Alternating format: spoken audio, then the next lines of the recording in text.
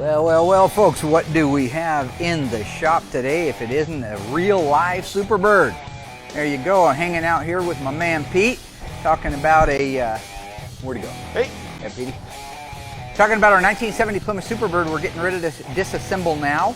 This is an all numbers matching 30,000 mile Superbird. Now, I'm not going to tell you what engine's in it yet. I am going to happily show you the vehicle identification number. There you go. And you tell me what engine's in it.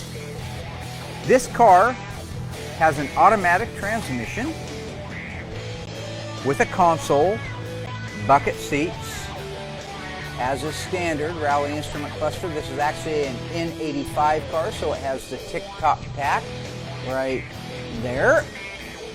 AM radio.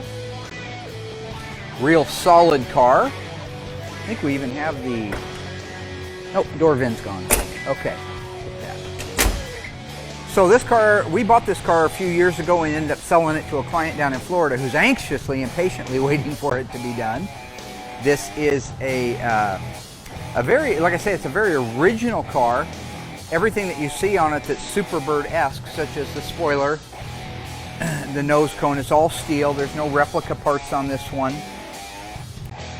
Just truly a good investment grade car. We have the broadcast sheet, original fender tag for it, has the 15.7s on it, original scoops. Of course, as you guys know, the Superbird uses a coronet hood and coronet fenders. Then it has the extension piece there that matches the curve of the coronet fenders. I'm going to hand this off to my man Petey. Let's take a look. What do you guys guess is underneath the hood of that based on that vehicle identification number? Petey, you have a guess? Been around here a long time. U code. U for uniform. 383 Commando? 383 Commando, which was not available on the Superbirds.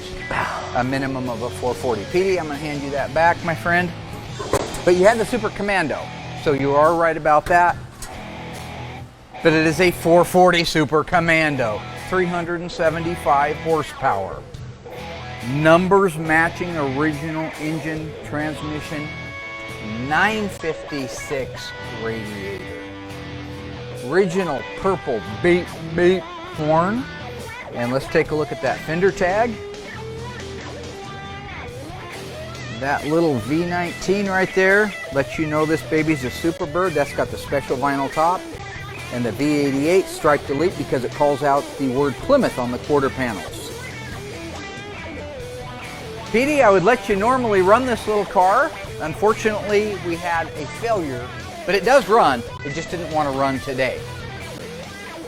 Pretty cool stuff though. Hand me that phone back, please. Peter, I have a question for you. Oh, yes, sir.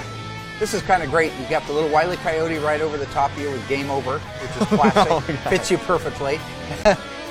My question is, of all the cars that we've done this with, what's your favorite one so far? The Natural Born Killers car, hands down. Natural Born Killers, that's right. I saw that at 14, right around the time that I started getting into making movies. I never thought I'd be sitting in the car, the actual movie car, not just a replica. It's crazy, right. It's insane. Dreams do come true. Yeah. Work hard, follow your dreams. It's amazing. Would you like to get in that car, drop the top on it, put a little tank top on, some sunglasses, those little Woody Harrelson sunglasses, and go on a trim hunt sometime? Could I get a piece of key lime pie for my trim hunt? Absolutely, Dougie, you can have key lime pie. It's his favorite. Make that 2 pieces, that's Everybody great. around here with the key lime pie, I don't understand. There's our audio guy over there. We call him Eclipse. You know why? Because he's 8'2" and he blocks out a lot of light. Right, Eek? I guess so. Petey! This station will remain on the air day and night.